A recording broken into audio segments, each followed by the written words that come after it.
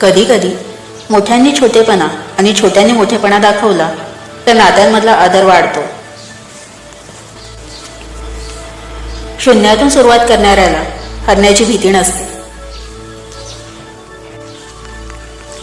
बायकोवर कितीही जोक बनवले, मजाक केली तरीही सत्य हेच असतं की तिच्या एवढी आयुष्यात साथ सोबत या दुनियेत कुणीच देत नाही.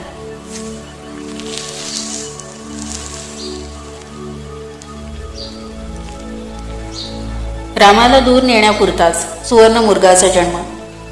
सीतेला काय कमी होतं? संपूर्ण आयुष्य गहाण टाकायला लावणारा मोहाचा क्षण एवढाच होता. आपल्याला किती लोक ओळखतात याला महत्त्व नाही आहे, तर आपल्याला का ओळखतात याला महत्त्व आहे. भेटलेली माणसं चांगली असो किंवा वाईट, अनुभव मात्र नक्की देऊन जातात.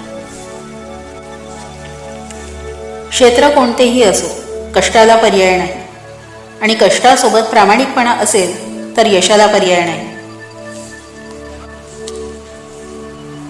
इतरांना तुम्ही कधीच बदलू शकत नाही, त्यामुळे जीवनात तुम्हाला जर आनंदी राहायचं असेल तर स्वतःला बदला.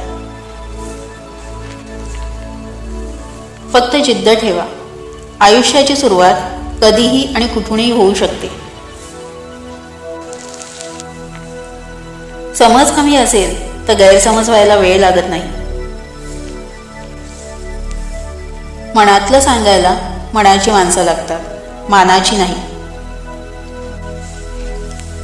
मातीतील ओलावा जसं झाडांची मुळं पकडून ठेवतो, तसं शब्दातील गोडवा माणसातील नातं जपून ठेवतो. बेडकाला सोन्याच्या विटेवर ठेवलं तरी तो गटारात उडी मारणारच. काही लोकांचं असंच असतं. रामाला दूर नेण्यापुरताच सुवर्ण मुर्गाचा जन्म. सीतेला काय कमी होतं? संपूर्ण आयुष्य गहाण टाकायला लावणारा मोहाचा क्षण एवढाच असतो. कधीही सरळ माणसं मूर्ख नसतात, ते फक्त समोरच्याला चांगलं समजतात, एवढंच.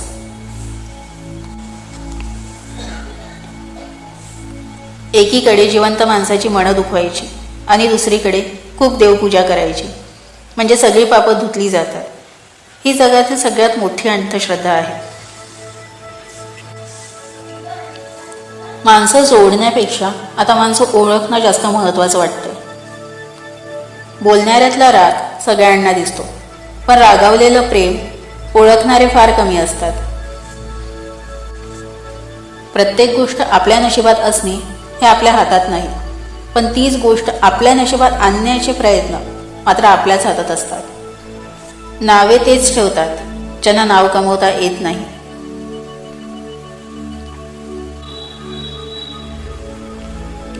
नात्यांमध्ये भांडण होणं पण फार गरजेचं असतं, कारण तेव्हाच तर माहीत पडतं समोरचा आपली किती कदर करतो आणि आपल्याबद्दल काय विचार करतो.